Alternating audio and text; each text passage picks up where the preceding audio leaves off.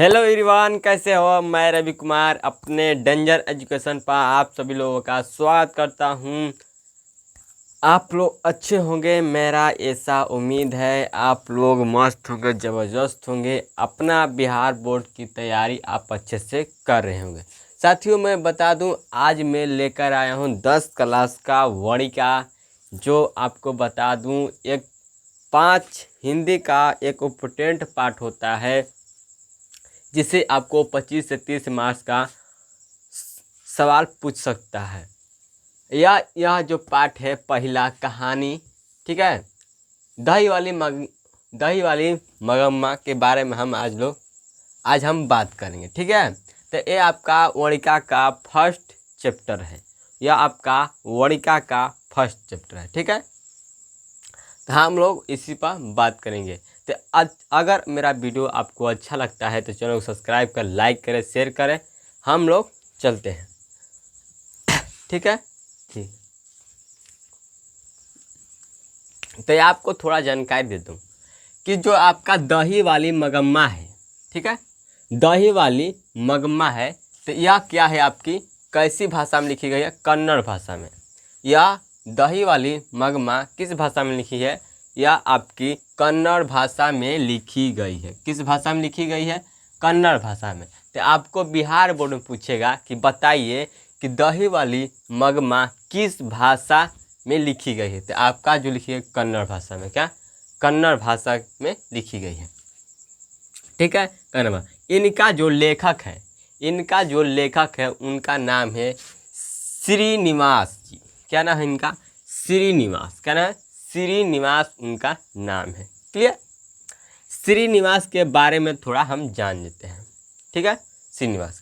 श्रीनिवास जी का पूरा नाम मास्ती बेकेंटेस एंगार था। मास्ती जो थे बेकेंटेस एंगार थे, ठीक है, इनका पूरा नाम था। इनका जन्म हुआ 6 जून 1891 ईस्वी कोलार के कर्नाटक में हुआ था, ठीक है। यह जो एक क्या थे, कन्नड़ साहित्य के सर्वाधिक प्रतिष्ठित रचनाकारों में से एक रचनाकार थे, ठीक। कौन? हमारे श्रीनिवास जी, ठीक है। इनका जो श्रीनिवास जी को साहित्य अकादमी पुरस्कार जो मिला, किस अथु पे मिला, किस कहानी की रचना पे मिला था? तो आपका क्या था? सड़ा कथे गुलू कहानी पर इनको 1968 ईस्वी में मिला था। क्लियर? अब आपको थोड़ा और बातें बता देता हूँ। ये आपका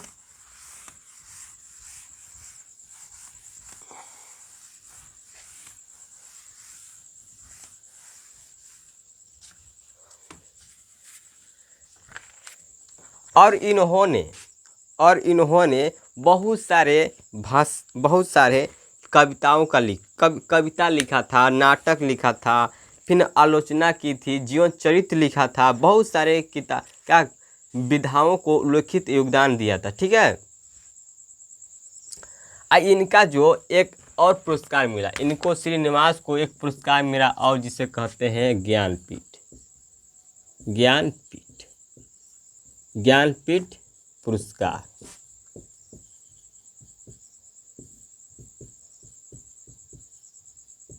श्रीनिवास। तो पूछेगा आपको, श्रीनिवास जी को बताइए कौन सा पुरस्कार मिला था? तो पहला आपका साहित्य अकादमी पुरस्कार मिला था, दूसरा आपका ज्ञानपीठ पुरस्कार, ठीक है, ये आपका मिला था। और जो आपको पूछेगा कि कन्नड़ जो भाषा है, कन्नड़ जो है, दही वाली मगम्मा क्या है? कन्नड़ है। क्या है? दही वाली मगम्मा क्या है? एक कन्नड़ है, ठीक है, कन्नड़ भाषा है, ठीक है। तो यह पूछेगा कि कन्नड़ भाषा जो आपकी कहानी है, ठीक है, दही वाली मगम्मा जो आपकी क्या है, एक कन्नड़ भाषा में लिखी गई है। क्या है? कन्नड़ भाषा। तो बताइए कि कन्नड़ कहानी कहाँ से लिया गया है? तो आपका जो लिया गया है नेशनल बेक स्ट्राक इंडिया से लिया गया, इंडिया से लिया गया है, इंडिया से लिया गया है।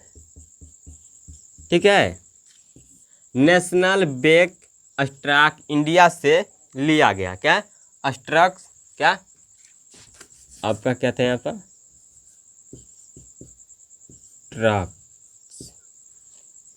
ट्रक्स।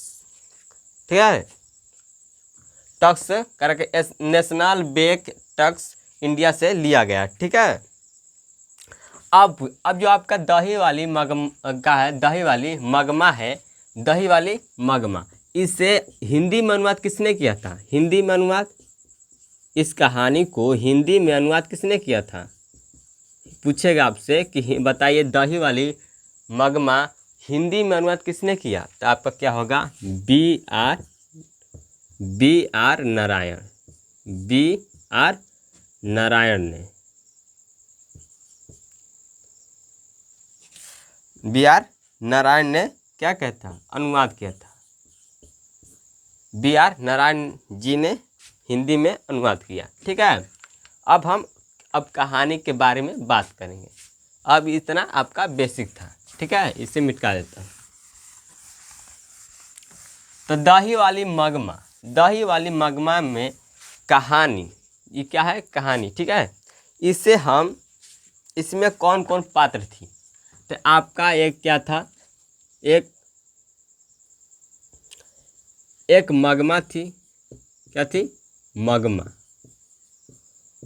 थी। क्या थी? मगमा थी, जो क्या ढोती थी, बेचती थी चाय। क्या बेचती थी? अरे चाय का थी, ओ सॉरी, आई एम सॉरी, दही। क्या बेचती थी? हमको मोदी जी की याद आ गया। जो आपकी दही वाली मगमा कहानी है, इसमें एक पात्र है जिसका नाम है मगमा, जो क्या बेचती थी, दही बेचती थी। क्या बेचती थी? दही बेचती थी। ठीक है, हाँ। इनका एक पोता था। क्या इनका पोता था? इनका एक बहू थी। ठीक है, बहू थी। इनके पति जी मर चुके थे। इनके पति जी क्या मर चुके थे? इनके पति जी क्या हो चुके थे? मर चुके थे। ठीक है, पति जी, इनके पति जी नहीं थे। हाँ, तो हम इन्हीं के बात करेंगे। ठीक है, आज इस कहानी को समाप्त करेंगे।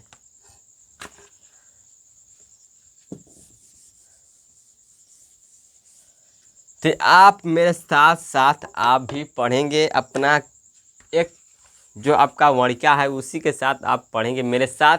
ठीक है, इसे आज ख़त्म करने की कोशिश करेंगे हम दोनों मिलकर। तो हम लोग इस कहानी को शुरू करते हैं। दही वाली मगमा कहानी को शुरू करते हैं। कहता है, मगमा कहती है, मगमा के हम बारे में थोड़ा बात करेंगे। मगमा वर्षों से हमें बारी से दही दिया करती है। बेंगलुरु की तरह दूसरे शहर में रोज आकर दही देना और महीने के बाद पैसे लेने को बारी कहते हैं। क्या कहते हैं? बारी कहते हैं। आपको पूछेगा सवाल बिहार बोर्ड में कि बताइए बारी किसे कहते हैं? क्या कहते हैं? बारी किसे कहते हैं? तो बारी कहते हैं रोज आकर दही देना और महीने के बाद पैसा लेना, वही कहलाता है आपका बारी। ठीक है, बारी कहते हैं। पर लगता है कि बेंगलुरु में ऐसी बारी का रिवाज नहीं है। आमतौर पर जब भी मगमा हमारे मोहल्ले में आती तब वह हमारे घर आकर दही लोगी माँ जी बहुत बढ़िया है कहती है। ठीक है, हमें आवश्यकता होती तो हम ले लेते और उस दिन के भाव के अनुसार उसके पैसे दे देते या अगले दिन चुका देते। यह हमारी उसकी बारी की रीति है। एक उसका जो दही वाली मगमा है, ठीक है, वह रोज आकर दही दिया करती थी। तो एक बूढ़ी जो माँ जी है, उनके जो आपको गांव में कोई होते हैं, एक बूढ़ सी औरत होती है आपके अतु से, तो उनको दूध आपको दही देती है। ठीक है, और उनका एक रिवाज था कि वह पैसा उसी दिन दे देती थी या चाहे उसके बाद अगले दिन चुका देते थे। ठीक है,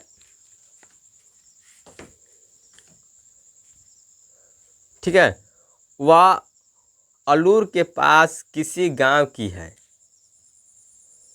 ठीक है, वह अलूर के पास किसी गांव की है, उसके गांव का नाम शायद बेकेंटपुर या कुछ ऐसा ही है। तो आपसे पूछेगा कि मगमा का गांव कहाँ है। पहला पूछेगा आपसे कि मगमा क्या बेचती थी। मगमा पूछेगा मगमा क्या बेचती थी। मगमा क्या बेचती थी, तो आपका क्या होगा, दही। क्या होगा, दही बेचती थी। ठीक है, अब पूछेगा कि मगमा मगमा ठीक है, मगमा के गांव का नाम कहाँ था। मगमा के गांव का नाम क्या था, वेकेंटपुर। क्या था, वेकेंटपुर था, वेकेंटपुर। क्या, वेकेंट। तो पूछेगा मगमा के गांव का नाम क्या था, तो वेकेंटपुर का, वेकेंटपुर। अब पूछेगा कि मगमा कहाँ रहती थी। मगमा कहाँ रहती थी, तो आपका क्या होगा, बेंगलुरु में। या पूछेगा कहाँ रहती थी, नहीं कहाँ रहती, तो वेकेंटपुर में रहती। पूछती कि मगमा कहाँ दही बेचती थी, इस तरह पूछेगा आपको बिहार बोर्ड सवाल। यहाँ पर लिख देता हूँ कि मगमा दही कहाँ बेचती थी, तो आपका क्या होगा, बेंगलुरु में।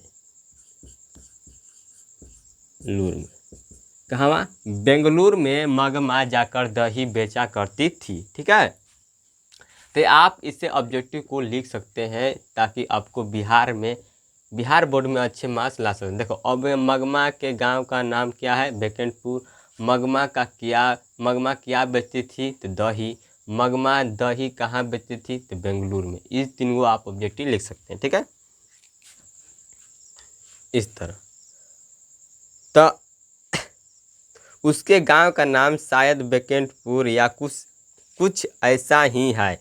आते समय हमारे मोहल्ले से होकर ही आना पड़ता है और जाती बार भी हमारे तरफ से ही जाना होता है। मैं उससे ज़रा अच्छी तरह बात करती हूँ, इसलिए कभी कभी गांव से आते समय और सारा दही ख़त्म करते जाते समय दोनों बार मेरे पास आ जाया करती।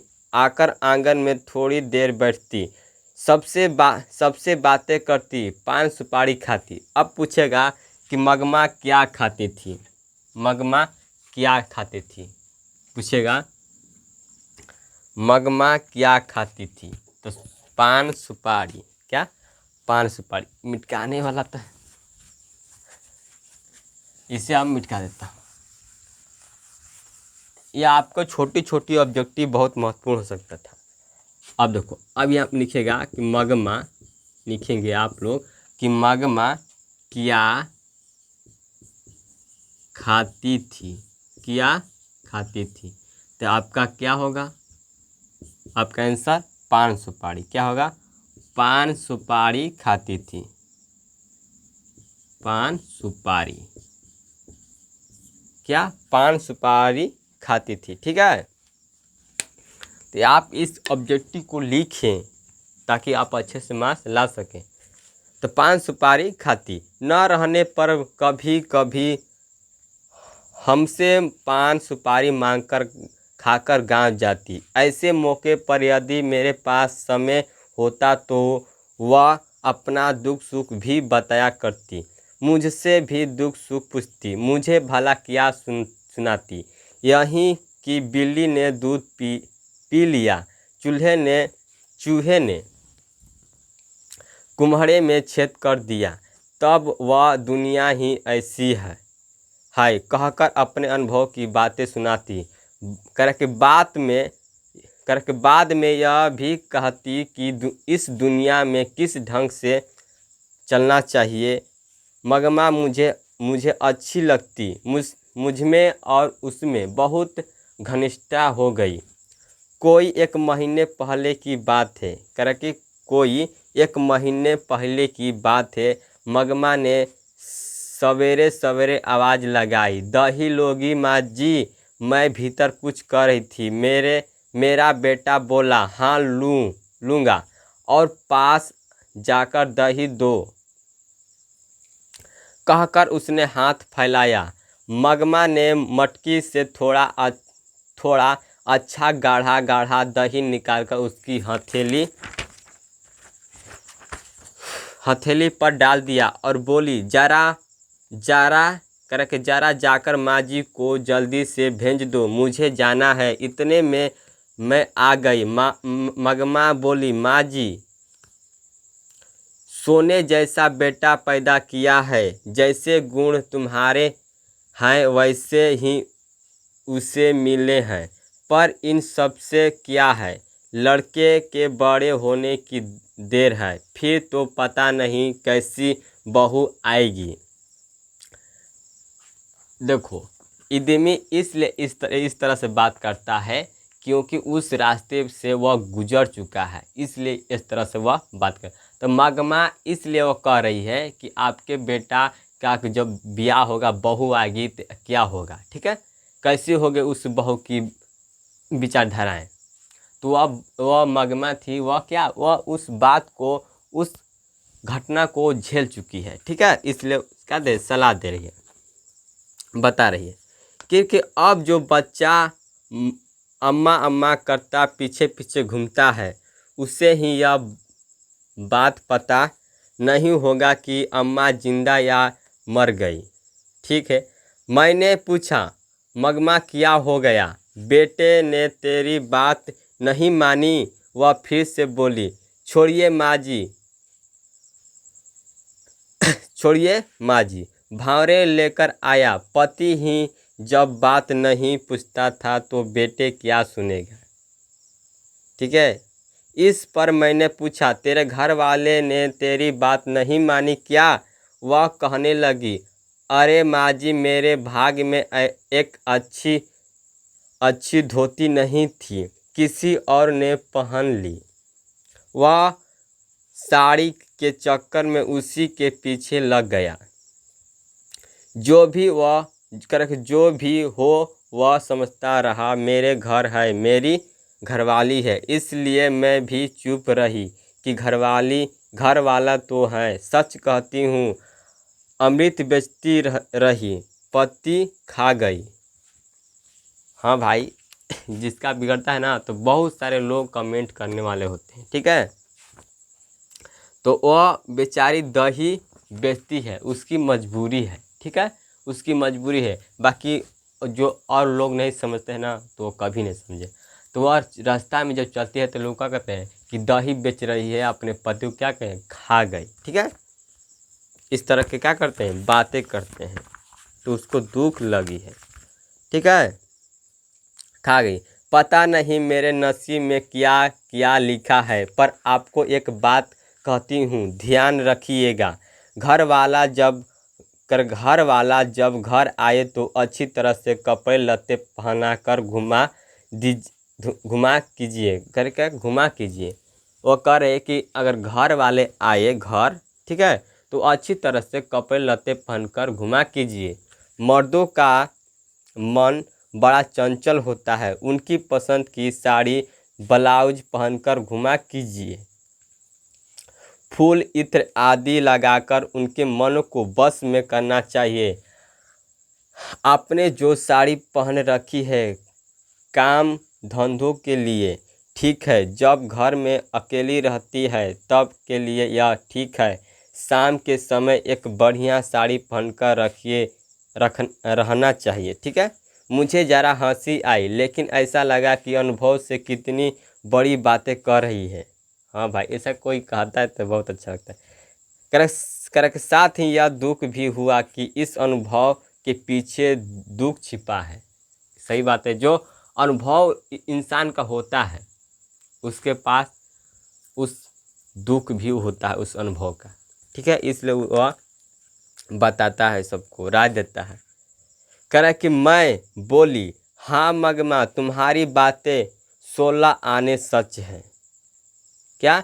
16 आने सच है। बाद में मगमा बोली, देखिए माँ जी, आदमी को ढंग से बस में रखने के 3-4 गुण हैं। क्या? 3-4 गुण हैं। कुछ लोग कहते हैं कि टोना टोका करो या जड़ी बूटी खिला दो। देख लो, आजकल क्या है कि आजकल क्या है कि पहले का ज़माना था कि पति को बस में करने के लिए इतना करना पड़ता था। आजकल क्या है कि आजकल के पत्नी को बस में करना कितने मर्दों के लिए बड़ी बात है। देख लो, सोनम को ले गई हारमोन मनाने, वह टपका दी। समझे? तो पत्नी को आजकल बस में करना बहुत कठिन है। लगती है वीडियो बनाने, मना करोगे लगेगा तुम्ही के मारने पे ना मिलना है। इसलिए उनसे बच कर रहना। ऐसा बात नहीं है।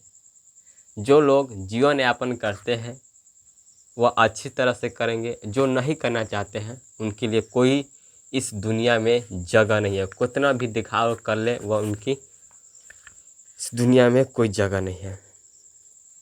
ठीक है।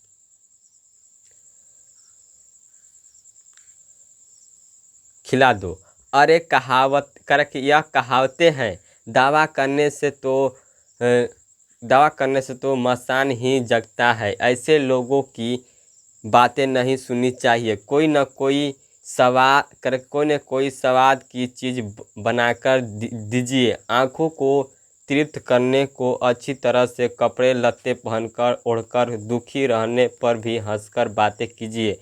घर के लिए जो चाहिए एक बार खूब मंगवा लीजिए, पर बार बार मत मंगा करके बार बार मत मांगिए। ठीक है।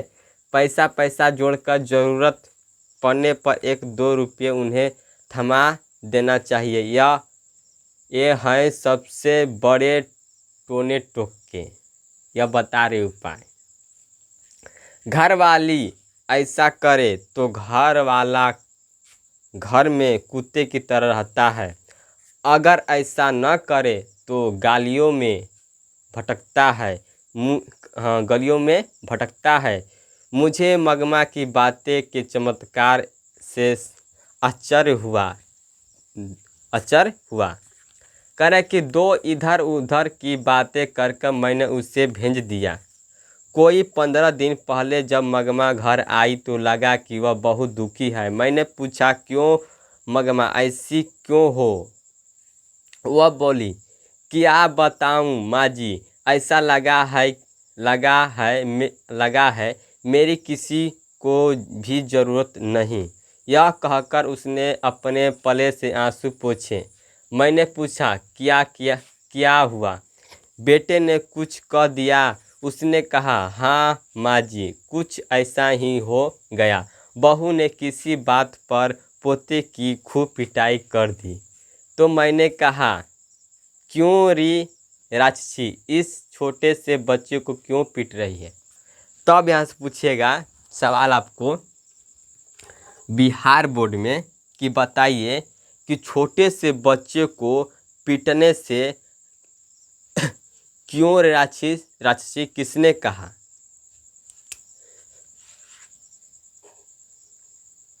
पूछेगा, क्यों री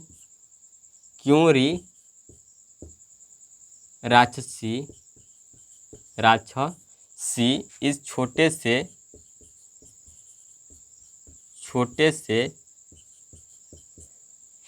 बच्चे को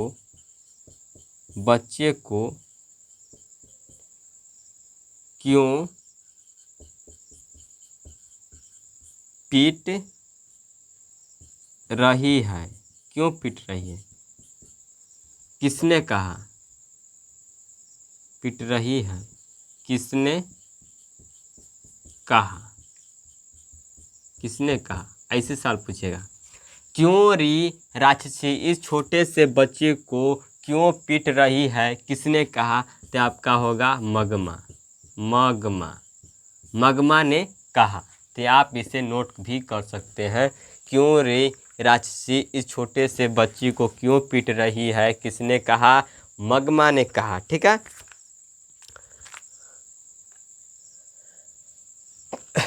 इसके आगे हम चलते हैं।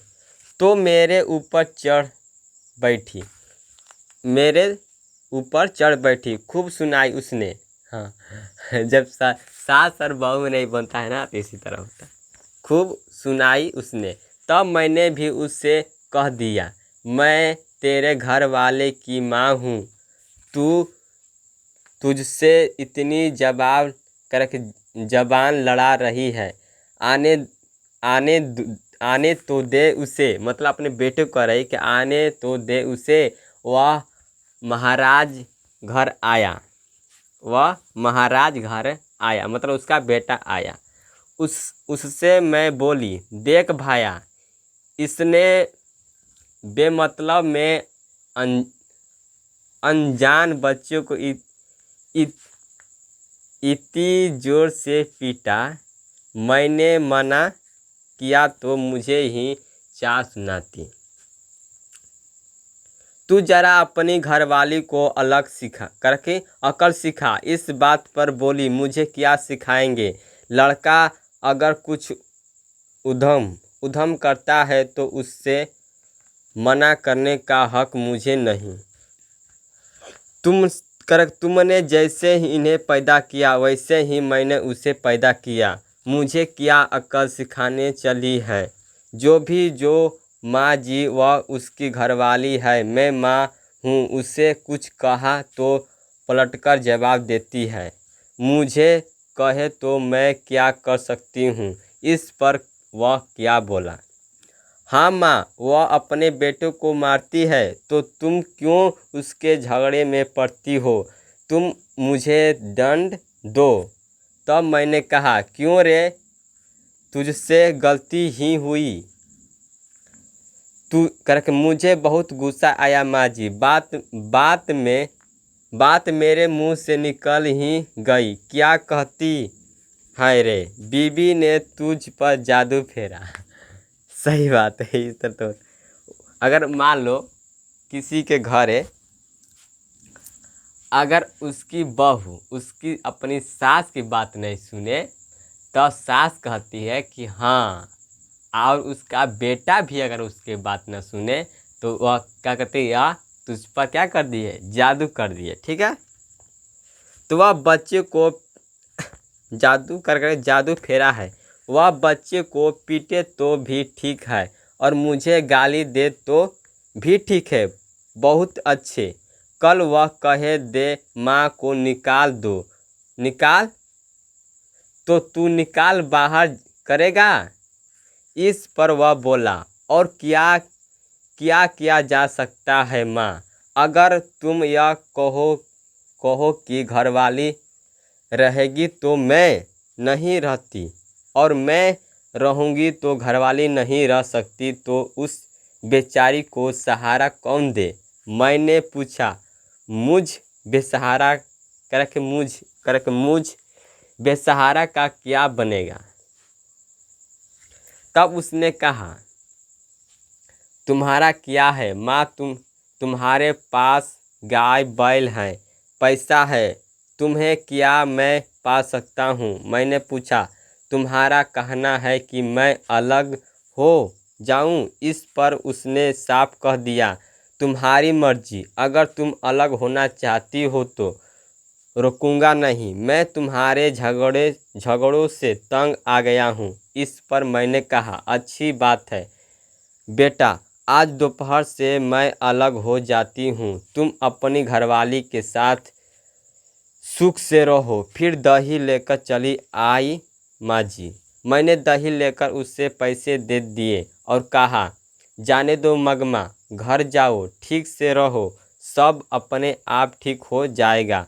अगले दिन मगमा आई तो पिछले दिन से जैसी दुखी नहीं दिख रही थी, लेकिन मन पहले की तरह हल्का नहीं था। मैंने पूछा, झगड़ा निपट गया कि नहीं? इस पर उसने जवाब दिया,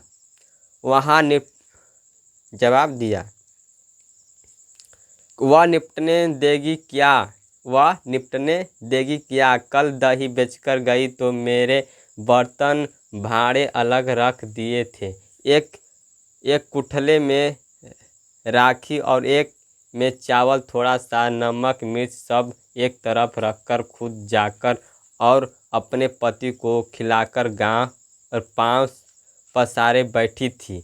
आप बताइए माँ जी, झगड़ा कैसे निपटेगा? मैंने थोड़ा हिट हिट्टू बनाकर खाया। हिट्टू मतलब कुछ खाना होता है, आपका नहीं पता। शादी के बाद बेटा कभी अपना रहता है माँ जी। ठीक है, जब उन्हें थोड़ा सा दही देकर, कहाँ चला गया? हाँ, जब उन्हें नहीं चाहिए मैं ही क्यों ज़बरदस्ती करूं? अलग ही रहने लगी माँ जी। रोज़ उस बच्चे को थोड़ा सा दही देकर बाद में बेचने आया करती थी। आज ठीक उसी समय वह उससे बच्चे को लेकर कहीं चली गई थी। मैंने जानती हूँ कि उसकी यह चाल है कि मैं उस बच्चे से बात न कर पाऊँ। इतनी छोटी सी बात की कैसी रामायण बनती जा रही है, मुझे आश्चर्य हुआ। पर अरे बाप रे, बड़ी लंबा है यार। हम करा तो हमारे से पढ़े में बहुत टाइम लगा। हार नहीं मानूंगा। मैं इसमें कुछ कर नहीं सकती थी। इधर उधर की कुछ बातें करके मैंने मगमा को विवाद किया। बाद में 2-1 दिन मैंने वह बात उठाई ही नहीं। ऐसा लगा कि वह अलग ही रहने लगी। एक दिन उसी ने पूछा, माँ जी आप जो मखमल पहनती हैं न, वह कैसे गज मिलती है? मैंने पूछा, क्यों मगमा? तो वह बोली, इतने दिनों तो बेटे और पोते के लिए पैसा जोड़ती रही, अब भला क्यों जोड़ूं? मैं भी एक मखमल की ब्लाउज पहनूंगी। मैंने कहा, एक ब्लाउज के 7-8 रुपये लगते हैं। तब पूछेगा आपको कि बताइए कि मगमा जो ब्लाउज खरीदना चाहती थी, उस ब्लाउज का कितना दाम था? तो 7 से 8 रुपये, ठीक है, 7 से 8 रुपये लगते हैं मगमा। उस दिन मगमा ने जाकर दर्जी से वह कपड़ा लिया और वहीं सिलने दे दिया। दूसरे दिन पहनकर आई, उससे कहने लगी, देखिए माँ जी, मेरा श्रृंगार घरवाले के तरह एक अच्छी साड़ी नसीब नहीं हुई। वह तो किसी के पीछे लगा था। मैंने बेटे के लिए पैसे जोड़े, अब वह लड़का ऐसा हो गया, अब कैसा है मेरा श्रृंगार? वाह रे वाह। मुझे लगा कि बेटे से अलग होने के कारण दुख से मगमा को जरा मति भ्रम हो गया है। जब ज़्यादा दुख आ जाता है तब हर किसी को ऐसा ही हो जाता है। मैंने कुछ न कहा, पर कि इस जैकेट के कारण उसे किसी दूसरे से झगड़ा मोड़ लेना पड़ेगा। उनके गांव का एक लड़का बेंगलुरु में पढ़ रहा था। उनके गांव का एक लड़का बेंगलुरु में पढ़ रहा था। वह फिरंगियों की तरह अथवा पढ़े लिखे हम जैसे की तरह जरा नफासत से कॉलर टाइट पहनता था, ठीक है। नहीं कौन होता है लफुआ छपरी, जो झाड़ के बाहर चलते थे, वह पढ़ाई भी करता था और हीरोपंती में घुमा भी करता था उसी तरह, ठीक है, टाई में लगा के। ज़रा शौकीन था, ठीक है, वो शौकीन भी था। उसने एक दिन मगमा को देखकर पूछा, क्या बात है अम्मा, एकदम मखमल की जैकेट की पहन ली? तब मगमा ने कहा, क्यों रे लड़के, यो पढ़ कर बातें कर के, हाँ बढ़ बातें कर रहा है तू, गले में फांसी ले। हाँ, जो अब गाँव में पूछेंगे।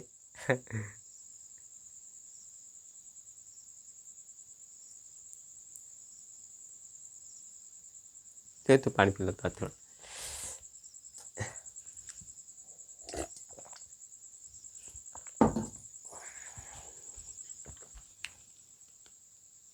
पैंतीस हुआ, ठीक है।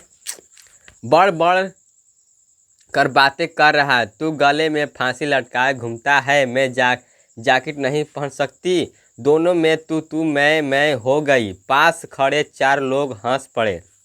अगले दिन मगमा ने यही बात मुझे सुनाई। दूसरे की बात तो दूर, उस बहू ने भी मगमा को सुनते हुए कहा था, बहू को एक जैकेट सिलाकर नहीं दी। सास अलग हो गई और अब मखमल की जैकेट पहनने लगी। मगमा ने बेहाय में बहू को कर्णफूल कड़े समझ की, वह गाड़ी होता है उसका, कान की जंजीरें गंठी और तगड़ी सब दे दिया। मतलब कुछ सोना था, चांदी था, सब गहना था, उसको दे दिया था। जो उसका पहनने था सब दे दिया, साड़ी में सब दे दिया था, उसको अलग हुआ था तो, ठीक है, दे दिया, सब दे दिया। बाद में भी साल के साल कोई गहना बनवा देती थी। मतलब कि हर साल मतलब ए साल चाहे ओ साल, हर साल साल मतलब ना, उससे गहना अपने बहू के लिए बनवा देती थी। कौन? मगमा, ठीक है। बहू तो बहू के याद नहीं रहा, वह तो बहू को याद नहीं रहा। मगमा उसकी बात सुनकर एक दो बार तो चुप रही। बाद में वह अपने रो न पाई। बाद में वह अपने को रोक न पाई। एक दिन रात को जाकर बेटे से कह दिया, तेरी घरवाली बड़ी बड़ी बातें बनाती है, मेरे जैकेट पर ताने कसती है, कहती है मैंने उसे कुछ भी नहीं दिया। क्या मैंने कुछ नहीं दिया? कड़े, कर्णफूल, झुमकी, बंधक, क्या यह सब मेरे दिए हुए नहीं? बहू ने पति को बोलने का मौका ही नहीं दिया। वही बोली, अब तो घरवाला भी नहीं, ऊपर से बुढ़िया भी हो गई हो, अब कर्णफूल और तगड़ी पहनोगी? ले जाओ, पहन लो। हाँ करके बेटे पति ने उससे कहा, क्यों री तू बकवास किए जा रही है? फिर माँ से बोला, माँ मैं तुम लोगों का झगड़ा पसंद नहीं करता, अगर तुम्हें चाहिए तो सारे जेवर ले जाओ। मगमा बोली, माँ जी रास्ता चलने वाले भी इस तरह से बात नहीं करते, चाहिए तो जेवर लेकर चली जाओ। कहकर उसने सारा दोष मुझ पर ही मढ़ दिया। अब यह जन्म किस लिए? यह सुनकर मुझे बड़ा दुख हुआ, वह भी इसलिए कि बुढ़िया ने अपने पोते को पीटने से मना किया।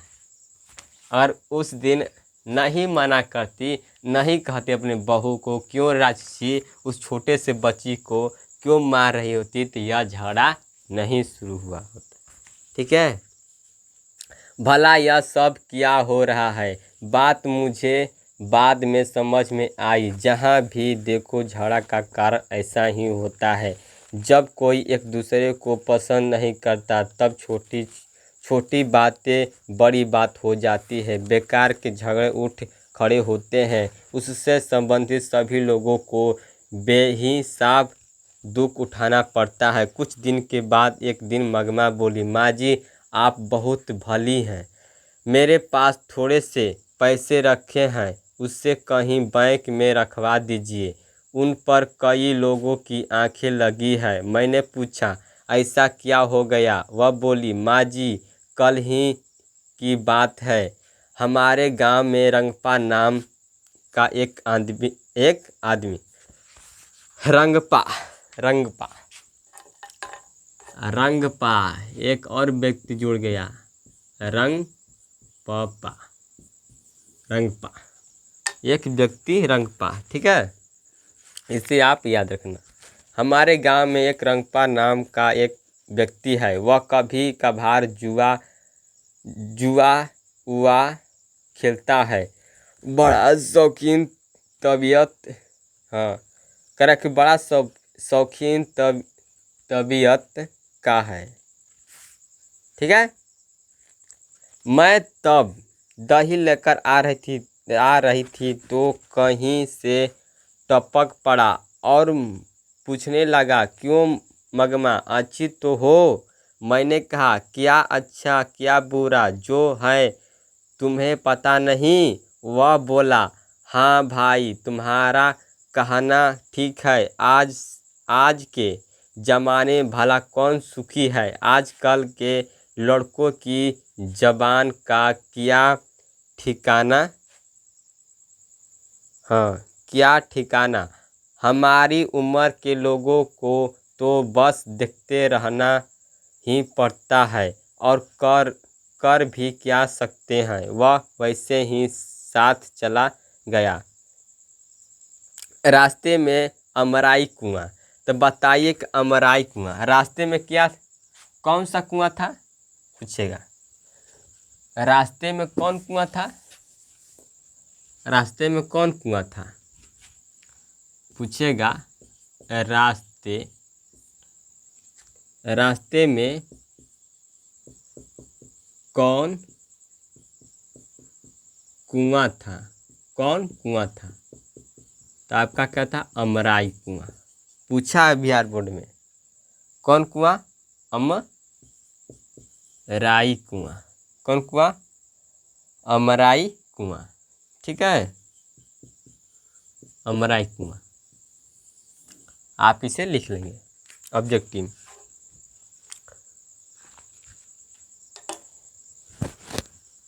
पूछेगा आपको एक और सवाल कि रंगपा कौन था। ठीक है, रंगपा कौन था, वह कैसा मिजाज का था। ठीक है, इस तरह सवाल पूछेगा या सब्जेक्टिव में भी पूछा होगा। मुझे देखता हूँ।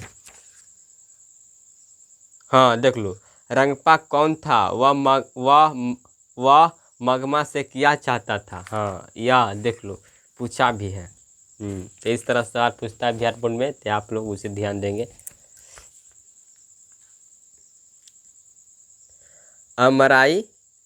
अमराई कुआं है। वहाँ से गुजरते समय मुझे डर सा लगा। मैं सोचने लगी, पता नहीं यह क्या कर डाले।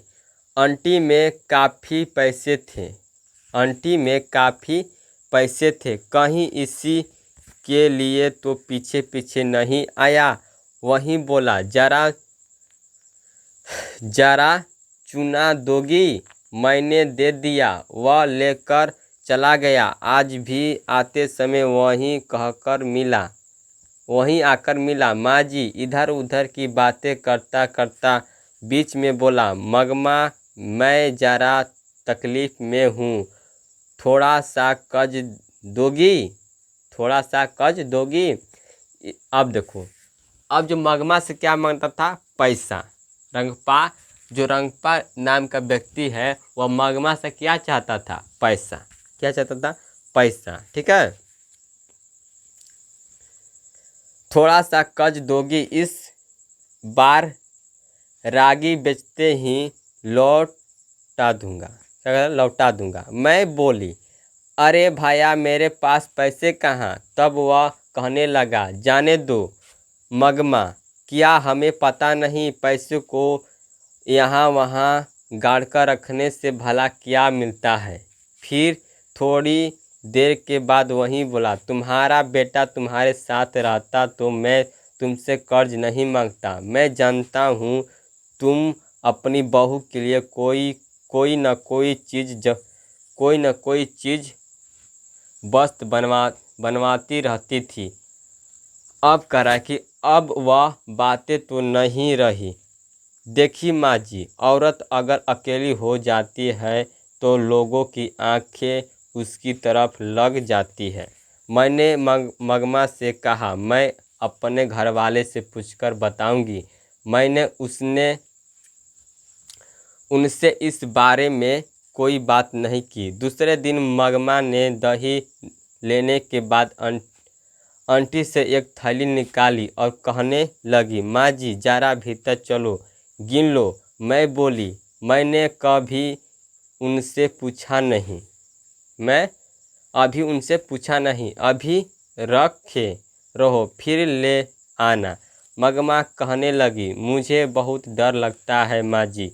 आज भी रंगपा आया था अमराई के पास, अमराई के पास तक, मतलब अमराई क्या है, एक कुआं है, ठीक है।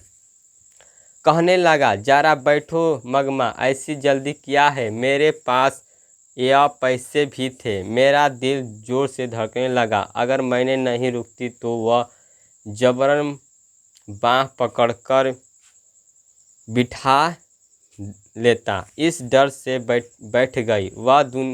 वह दुनिया जहान की बातें करता रहा। बाद में मेरा हाथ पकड़कर बोला, मगमा तुम कितनी अच्छी हो। जवानी में भी घरवाले ने मेरा इस तरह हाथ नहीं पकड़ा था, बाद में भी किसी और ने इस हाथ को नहीं पकड़ा, आज इसने आकर पकड़ा। हू हू हू हू। मैंने हाथ छुड़ा लिया और पूछा, क्या बात है रंगपा, आज बड़े रंग में हो। मेरे अच्छापन देखने को तुम मेरे घरवाले हो क्या। कहते हुए उठकर तेजी से चली गई। माँ जी कल उसने पैसे मांगे थे, आज उसने पान मांगे। जिसने मड़वे के तले करा कि जिसने मड़वे के तले बैठकर मोर बांधकर गठबंधन करके हाथ थामा वह तो कभी का चला गया। भाई जवानी में घरवाले ने मुंह मोड़ लिया। कोई और होती तो यह सोचकर खुश हो जाती कि घरवाले ने तो पसंद नहीं किया, पर कोई तो पसंद करने वाला मिला। पर मैंने अपना धर्म नहीं छोड़ा। इस बदमाश ने आकर मेरा हाथ घरवाले से भी ज़्यादा हक से पकड़ लिया था। मुझे लगा कि बेचारी का जीवन बेकार ही दुखी होता जा रहा है। इसलिए मैंने कहा, यह सब फजीहत काहे का मगमा, चुपचाप जो हुआ उस पर मिट्टी डालकर बेटे के साथ रह क्यों नहीं जाती। मैंने तो रह जाऊंगी माँ जी, पर वह रहने दे तब न। बेटे से यह सब बता दो।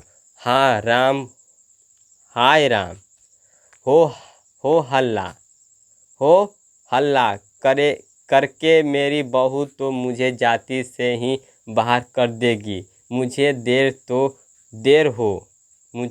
हो रही है माँ जी, चलती हूँ। कल अपने उनसे पूछकर रखिएगा। कहकर मगमा चली गई। 1 घंटे बाद फिर आकर बोली, माँ जी आज एक बात हो गई। क्या। बच्चे के लिए थोड़ी सी मिठाई लेकर टोकन में रख ली थी। मगमा ने पहले ही बताया था कि उसके पोते को उसके पास वह आने नहीं देती, इसलिए मुझे यह समझ में न आया कि बच्चे कौन सा है। मैंने पूछा, किस बच्चे के लिए। और कौन सा बच्चा माँ जी, मेरा पोता ही तो। तुम्ही ने तो कहा था वे तुम्हारे पास नहीं आने देते। उसकी माँ तो मना करती, पर बच्चा क्या रुक सकता है, आँख बचाकर आ ही जाता है। ठीक है, सही बात है कि जो आपका पोता होता है ना, किसी का भी पोता होता है, वो अपने दादा से अच्छा अपने दादी से बहुत प्यार करता है, माता पिता से ज़्यादा प्यार करता है। ठीक है। हाँ, कभी कभी जरा हाँ आँख बचाकर आ ही जाता है। कभी कभी जरा दूध पी जाता है, कभी दही मांग लेता है। थोड़ा सा कुछ मिल जाने पर नाच उठता है। जरा भी शोर मचाता है तो तेरी माँ सुन लेगी कहते ही चुप हो जाता है। बच्चे का खेल ही तो असली खेल है। उसी के लिए थोड़ी सी मिठाई लेकर रखी थी। वह सूखा पूरी है न उधर से आ रही थी। वहाँ एक आम का पेड़ है न, उस पर बैठा एक कौवा झटके से मिठाई की पुड़िया उठा ले गया। आज कैसी अजीब बातें हो गई। एक मिठाई की पुड़िया चली गई तो क्या हो गया, फिर से खरीद लो। यह बात नहीं है माँ जी। कहते हैं कि कौवे से आदमी का स्पर्श नहीं होना चाहिए, इसलिए कहा। उससे क्या होता है? कहते हैं उससे जान का खतरा हो जाता है। मुझे लगा कि मेरे दिन बुरे हो चले पूरे हो चले कह रहा कि मेरे दिन पूरे हो चले। बाद में यह सोचकर खुशी भी हुई कि चलो अच्छा हुआ, यह जन्म किसी को भी नहीं चाहिए। अच्छा है, जल्दी से भगवान के चरणों में पहुंच जाऊंगी। जो भी हो आज ही हो। तुम भी कैसी पागलपन की बातें कर रही हो। पहले तो कौवे को आसानी से मिठाई मिल जाए, ऐसे रखकर लाओ। हाँ, रखकर लाओ। अगर वह उठा ले जाए तो कहो कि जान का खतरा है। यह कौन सी अकल की बातें हैं। जाओ, चुपचाप घर जाओ। तो आपका यह कहना है कि कोई डर नहीं है? डर वर कुछ भी नहीं, जितना झगड़ा होता है। उम्र बढ़ती है, दोबारा उस बारे में मत सोचो। हंसते हंसते घर जाओ।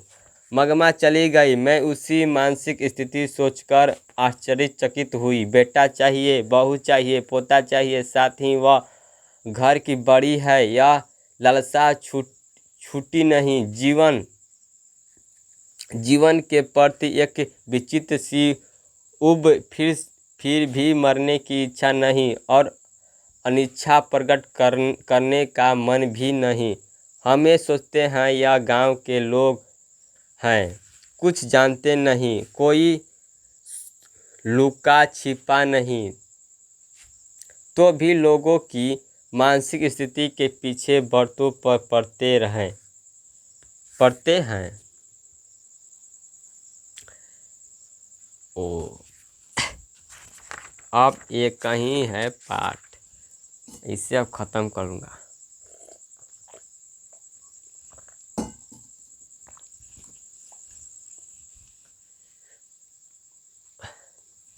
टाइम हो गया ज़्यादा। कहाँ चला गया जी? शुरू में तो ठीक चल रहा है, लास्ट टाइम गड़ा जा रहा है हमारी गाड़ी।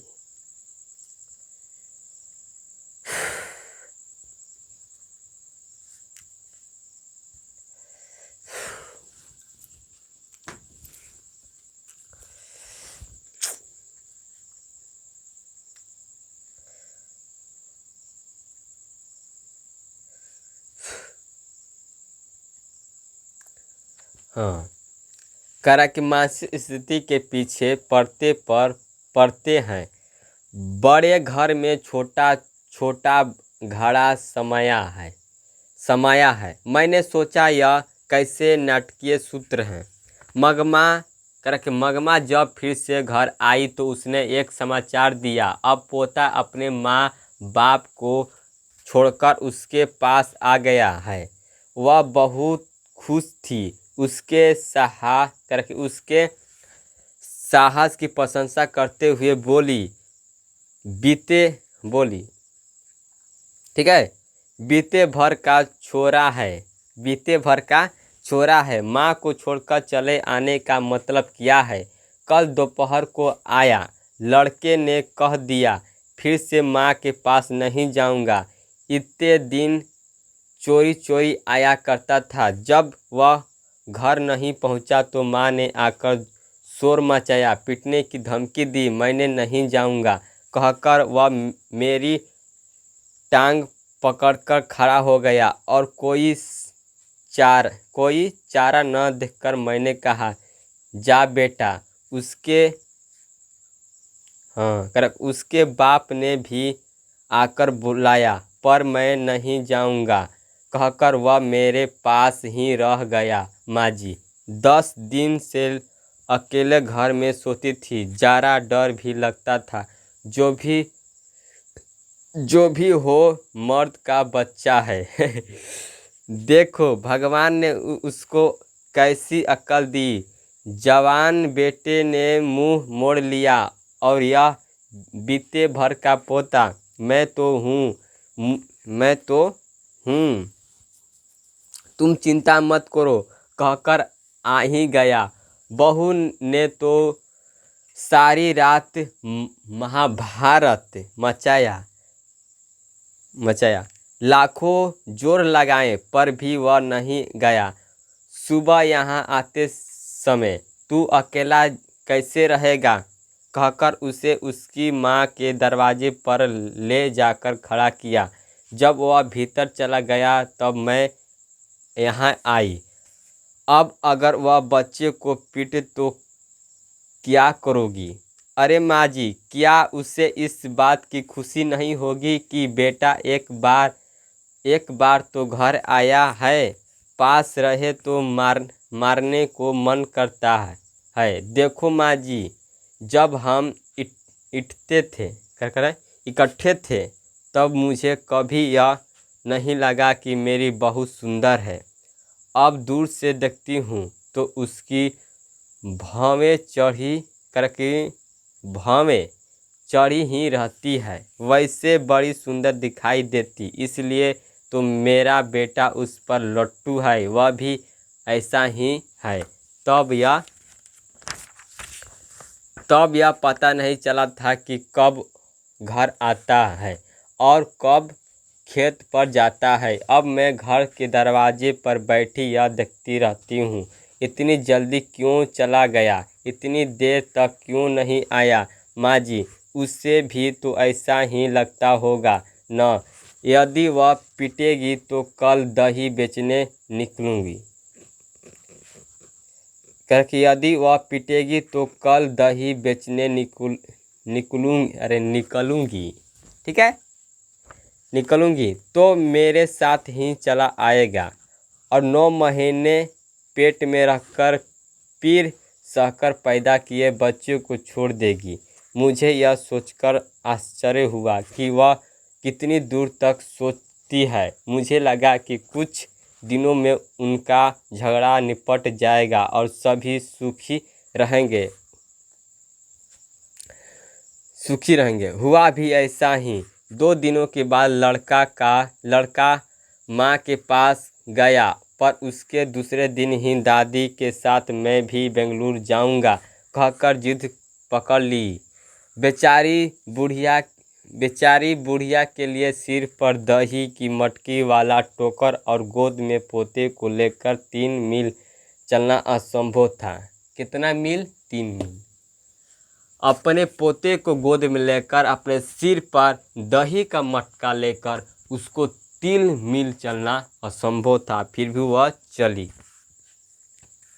चलकर कहाँ गई? बेंगलुरु दही बेचने। ठीक है, 3 मील असंभव था। उसकी समझ में न आया कि क्या करे। बेटे और बहू ने आकर समझाया, उस दिन हमसे गलती हो गई।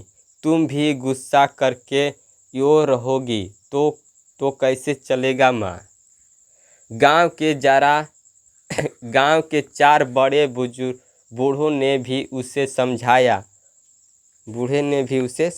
वह भला क्यों अपना बड़प्पन खोती? मगमा अपनी इच्छा से ही फिर खुशी खुशी अपनी बहू के साथ रहने लगी। परंतु पोता तो दादी के पास ही रहने की जिद पकड़ बैठा था। इसलिए एक नया प्रबंध शुरू हुआ। शुरू से ही दूध दही का व्यापार मगमा के हाथ में था। बहू के आने पर भी मगमा ने उसे अपने हाथ में ही रखा। जब कोई बहू बनकर आती है तो घर के खाने पाने की जिम्मेदारी भी उस पर पड़ती है। वास्तव में बात यही थी कि दही बेचने पर 4 पैसे हाथ में थे। अब तो पोते ने सदा दादी के पास रहने की हट पकड़ थी। बहू बोली, इतनी धूप में इस उम्र में तुम क्यों बाहर जाती हो? भला कितने दिन यह काम कर सकोगी। घर में ही खाना पीना बनाकर मालकिन की तरह रहो। दही बेचने का काम मैं देख लेती हूँ। ठीक है, यह कह दिया। साथ ही यह भी कहा कि कभी कभार मैं चला जाऊंगी। रोज जाने का काम तुम ही करो। ठीक है। एक दिन सास बहू दोनों आई। एक की गोद में बच्चा था, दूसरी के सिर पर मटकी वाला टोकरा। यही है माँ जी मेरी बहू। बुढ़िया बेचारी अकेली क्यों रहे, सोचकर इसे फिर से मुझे अपने साथ बुला लिया। ठीक है। साथ ही यह भी कहा कि तुम बेकार में धूप में मत घूमो। मैंने भी मान लिया है, आगे से यहीं दही बेचने आएगी। यह बताकर मगमा से बहू को हमें दिखा दिया। मैंने सास और बहू से बात करके और स्वयं से काम लेना चाहिए। दो बातें अकल की समझाकर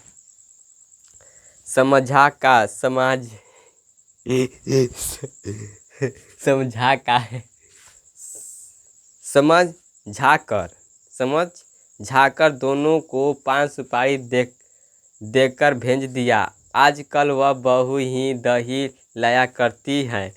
सास के बारे में इतना सब सुना।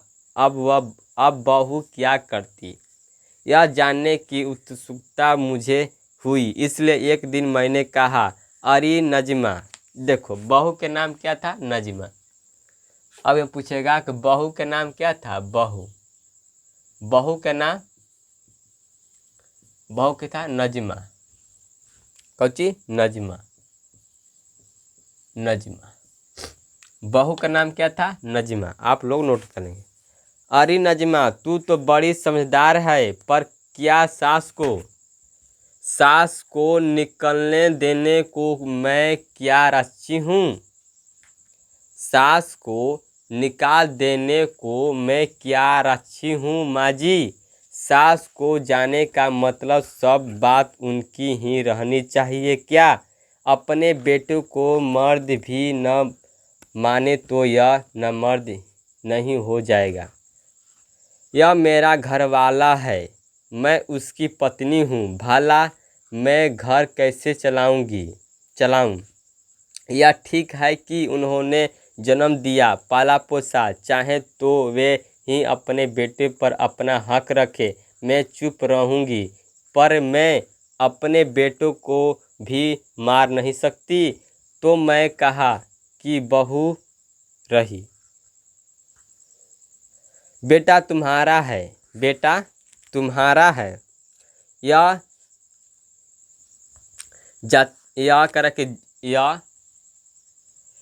जताने को पिटना जरूरी है क्या? मरना प्यार करना तो चलता है, पर जब मारने पर पूछती कि क्यों मारती है, तब प्यार करने पर क्यों नहीं पूछती? इसलिए इन सबसे कौन माथा पच्चीस करे? मेरा बेटा मेरा है, मेरा पति मेरा होना चाहिए। बहू होकर मैं अगर एक बात न कह सकूं, एक थप्पड़ न लगा सकूं, तो मेरा घर चलाना किस काम का? मुझसे मगमा ने जब अपनी बात सुनाई थी तब लगा था कि उसकी बात सही थी। अब इसने अपनी बात कही तो लगा इसकी बात भी सही है। मैंने पूछा, तो अब तुम्हें घर में कुछ छूट मिली? अब पहले से ज़रा ठीक है। जो भी हो सका संभाल कर चलना ही पड़ता है। अगर झगड़ा करूं तो मेरी सास पता नहीं किसे सारे पैसे दे डाले। हमारे गांव में रंगप्पा नाम का एक आदमी है। जब मेरी सास अलग थी तब उसने मेरी सास से कर्जा मांगा। वह देने को तैयार हो गई थी। यह रंगप्पा से ही पता चला। तब मैंने बच्चे को सिखाया, तू अपनी दादी के पास चला जा। देख लो षड्यंत्र है। चला जा। वह मिठाई देती है, हमारे घर कदम मत रखना, झगड़ा किसी तरह के निपटाने को मैंने यह सब किया माँ जी। देख लो एक समझदार बहू। तो पोते दादी के पास अपने आप नहीं गया, बच्चा भी गया, मैंने भेज भी दिया माँ जी। यह सब बताने की बातें थोड़े ही हैं, आदमी लोग यह सब कहा समझते हैं। मुझे ऐसा लगा कि मगमा की अकल से कुछ काम नहीं। उस घर में अब सास और बहू में स्वतंत्रता की होड़ लगी है। उसमें माँ बेटे और पति पत्नी हैं। माँ बेटे पर से अपना हक नहीं छोड़ना चाहती, बहू पति पर अधिकार जमाना चाहती है। यह सारे संसार का ही किस्सा है। इसकी हार जीत क्या होगी यह कहा नहीं जा सकता। अपनी में खड़े बच्चे का पाँव खींचने वाले मगरमच्छ की सी दशा बहू की है। ऊपर से बाह पकड़कर बचने की सी दशा माँ की है। बीच में बच्चे को चेष्टा करने वाले को कष्ट होता है। गांव में यह बात दही बेचने वाली मगमा के घर में है तो शहर में दही लेने वाले मगमा के घर में भी है। यह नाटक चलता ही रहता है, इस नाटक की कोई अंत नहीं। समझ लिए साथियों। अब इस कहानी का मैं सिंपल बताता हूँ। सिंपल में देखो, एक रहती है आपका मगमा, कहते मगमा रहती है जो बेंगलुरु जाकर दही बेचा करती है। उसका गांव था बेकेंट्सपुर। क्या? बेकेंटपुर था, ठीक है। उसका गांव बेकेंटपुर। वह दही बेचा करती थी। फिर उसके बहू जो थी, जिसका नाम था नजीमा। बहू का नाम क्या था? नजीमा। नजमा ने अपने बेटू को मारा तो मगमा ने बोली, क्यों रे राक्षसी, तू क्यों मार रहे छोटे से बच्चे को? इसी बात को लेकर उसके और उसके बहू के बीच विवाद हुआ। कुछ दिन तक इसी तरह चलता रहा। लेकिन कुछ दिनों के बाद वह बहू सास से अलग रहने लगी और अपने पोतों को भी अपने बेटों को भी अपने सास से अलग रखने लगी, ठीक है। कुछ दिन जब अब जो सोची मगमा ने कि कहा कि अब मेरे पास कोई है ये नहीं है, तब मैं किसके लिए कमाऊँ, किसके लिए कमा सकती, कैसे किसके लिए पैसा जुटाऊँ? इसलिए जो पैसा है मैं अपने में पहन कर ख़त्म करूँगा और जो भी पैसा बचेगा तो उसे फिर किसी बैंक में जमा कर दूंगा। इसी तरह चलता रहा। फिर में बाद में क्या हुआ कि उसका जो पोता था उसके पास रहने लगा। तो वह जो उसके पास पोता आया किसके लिए? तो पैसा के लिए। सही बात है, मैंने पैसा, यह दुनिया है जनाब, इसमें पैसा की बहुत महत्व है। देखो, बहू भी सोचती थी कि जो अपना पैसा घर का है वह किसी के गलत हाथ में न जाए, वह अपना घर का पैसा घर में रहे। तो बहू भी समझदार थी, ठीक है। तो इसी से हम लोग अब यह आपका कुछ अभ्यास प्रश्न है, ठीक है। यहाँ से आप बना सकते हो कि मगमा का अपनी बहू के साथ किस बात को लेकर विवाद हुआ था। तो आपका विवाद बता दें कि बस मगमा ने बस यही कहा दिया कि क्यों राक्षसी छोटे से बच्चे को क्यों पीट रही है। इसी पर उसका क्या हुआ, मगमा और बहू से विवाद हुआ, ठीक है। 2 नंबर का सवाल है। रंगपा कौन था? वह मगमा से क्या चाहता था? तो मगमा से रंगपा जो था एक शौकीन व्यक्ति था, ठीक है। वह पढ़ने लिखने वाला लड़का था, ठीक है। वह मगमा से क्या चाहता था? पैसा, कुछ पैसा चाहता था, ठीक है, कर्ज पैसा। बहू ने सास को मनाने के लिए कौन सा तरकीब अपनाए? तो बहू ने सास को मनाने के लिए उस अपने बेटे को अपने सास के पास भेज दी। मतलब अपने बेटे को, बहू ने अपने बेटे को अपनी सास के पास भेज दी और वह मान गई। ठीक है, इस तरह से वह उनका षड्यंत्र था, बहू का षड्यंत्र था। इस कहानी का कथाकार कौन है? इसका उन करक उसका परिचय दीजिए। या तो इसका परिचय क्यों दीजिए? कथाकार मतलब वो है श्रीनिवास, निकलेंगे। ठीक है, मगमा का चरित्र चित्रण कीजिए। मगमा का पूरा जीवन चरित्र। तो मगमा कहाँ रहती थी, कैसे रहती थी, क्या बेचती थी, ठीक है, क्या पहनती थी, इस सब के चरित्र के बारे में। ठीक है, अब कहानी का सारांश लिखिए। ये कहानी का पूरा सारांश लिख सकते हैं। अगर यह आपका सवाल नहीं बनेगा तो मैं आपको कमेंट में लिखिएगा। देखो टाइम हो रहा है 2 बज रहा है, रात को 2 बज रहा है, रात को 2 बज रहा है, समझो कि मैं पढ़ा रहा हूँ।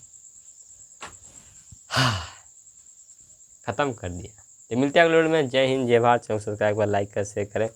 मैं जानता हूँ मेरे में क्या प्रॉब्लम है, उसे ठीक करने की कोशिश करूँगा और वादा करता हूँ कि मैं आपको भले ही पढ़ाऊँ अपने त्रुटि और जैसे जिस भाषा में पढ़ाता हूँ उससे अगर कुछ भी गलती हुआ है तो मुझे उसे क्षमा चाहता हूँ साथियों।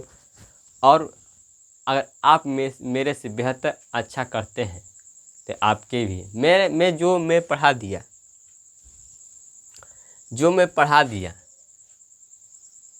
बोर्ड पर जो लिखता हूँ वह मायने लगता है। मैं बोलता हूँ वो आप सुनिएगा, उतना मायने, तो आप अपने से भी पढ़ सकते हैं। ठीक है, वो अपने से भी पढ़ सकते हैं। बाकी जो मैं लिखता हूँ उसे आप अच्छी तरह से पढ़िएगा, लिखिएगा। ठीक है, और मैं इसका ऑब्जेक्टिव करा दूंगा अगले क्लास में। तो मिलते हैं अगले वीडियो में। जय हिंद, जय भारत।